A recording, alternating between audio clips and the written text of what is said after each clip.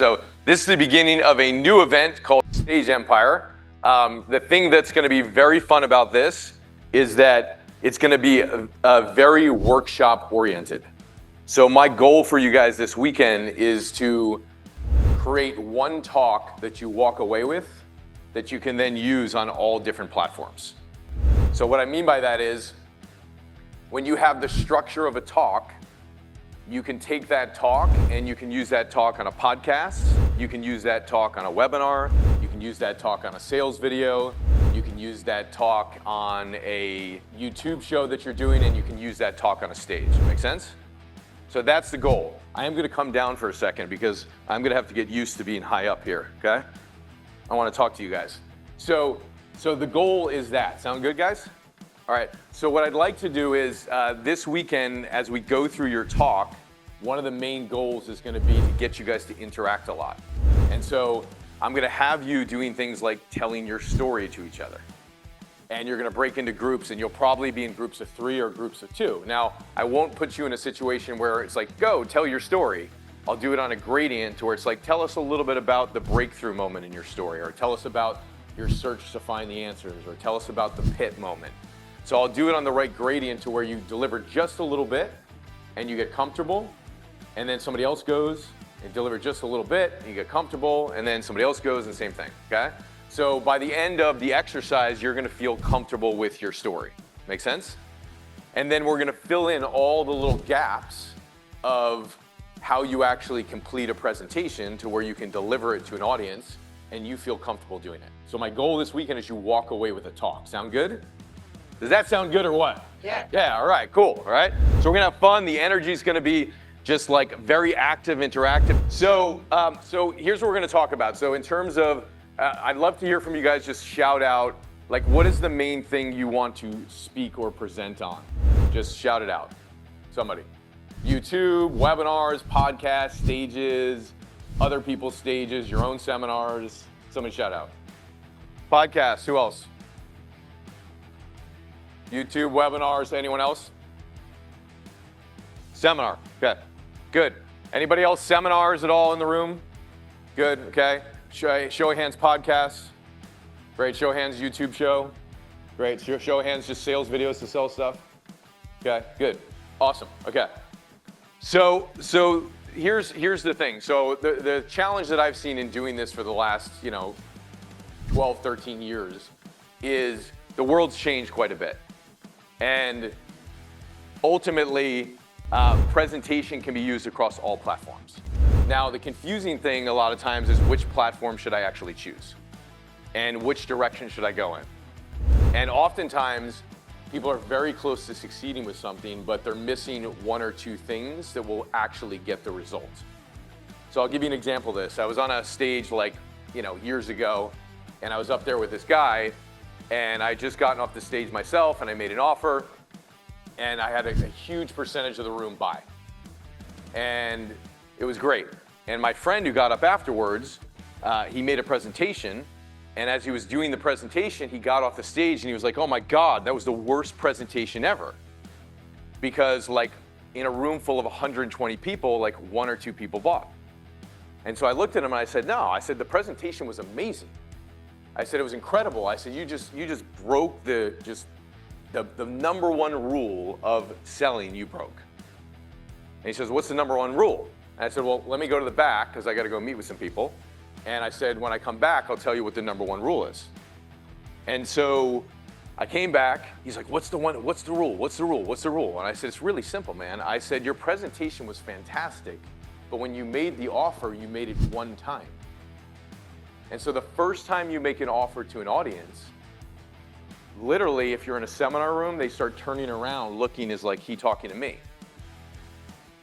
The second time, they're like, maybe he's talking to me. The third or fourth time, if you start calling people out in general, saying, hey, if you're this type of person, this type of person, this type of person, and you start calling out objections they have in their mind, then the rest of the room starts to perk up. And then in a seminar room, it's not uncommon to make a call to action or an offer 9, 10, 11 times. Make sense? And even if you're on a webinar, it's the same thing, making the call to action, meaning the call to action would be if you're online, it's like click the link down below. The call to action in a seminar room would be something like go to the back of the room or stand up and grab an envelope or what have you. Make sense? So anytime you do it and you do the first piece, a portion of the room will pop a little bit. All of you who I made an offer to yesterday, raise your hands. Yeah? So did you see how a portion of the room popped first? And then after more talking to you guys, the rest of the room, and then we had 75, 80% of the room pop, right? So the whole idea is people are interested, but you need to communicate to each one of them effectively and differently. And so when I see each one of them in a group full of 100 people or 50 people, there's different segments that are in different places. And so some people are like, fast start, boom, you make it, and they're up out of their chair. Michael, right? Where's Michael? Okay, they're up out of their chair, and they're jumping. And then you have a second group of people that are they're quick start, they're up, they're next. And then you have a whole nother group of people that when you talk to the objections and you handle the objections in a group, that rest of the group will pop. Make sense? And so there's always that group of people that you need to actually be speaking to, which is the 80% of the audience that if you don't go more than 2 times, you miss 80% of the room. Does this make sense? So the fundamental thing is, one, in presentation, it's like getting used to presenting is, the first step. But when you do present, it's making an offer and knowing how to do it that's super important, because you could get discouraged and go, wow, nobody bought, this feels awful.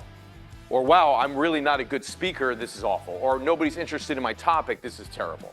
Or wow, I should just give up because no people showed up, but nobody's interested, nobody bought, or nobody clicked.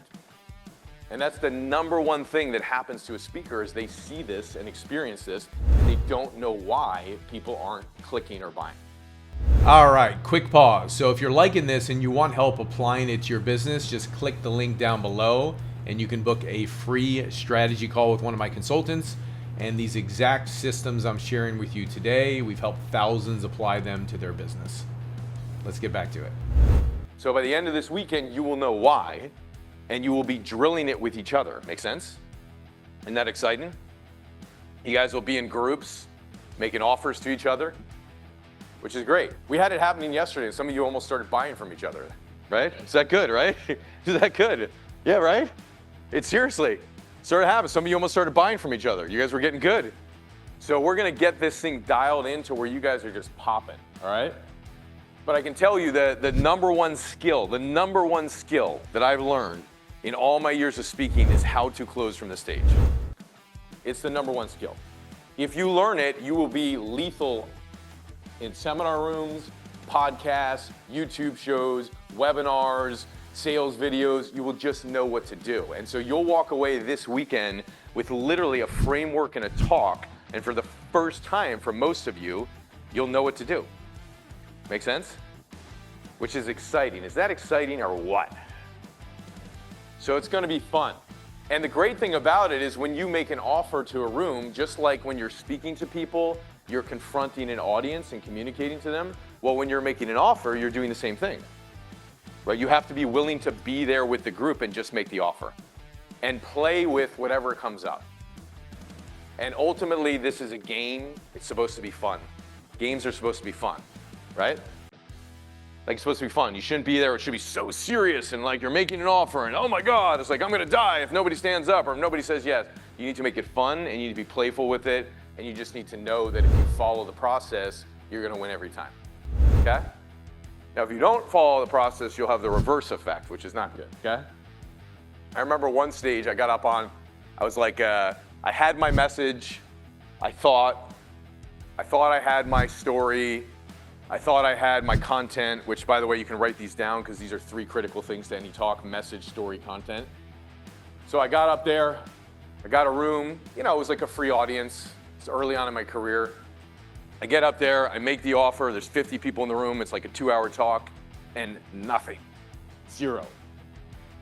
And I don't know if you've ever been in front of a room and 0 people are interested, but it feels like getting shot by 50 machine guns at once, and you walk off stage and the bullets feel permanent.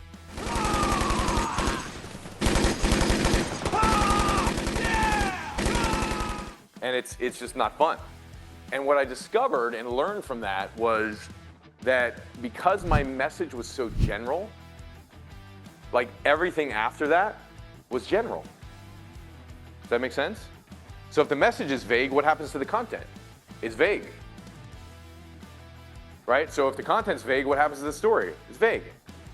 So how you define what you're doing with the message initially will make the content that much more specific. All right, quick trick that we did with the group yesterday. This will change your world online. This will change your world, period.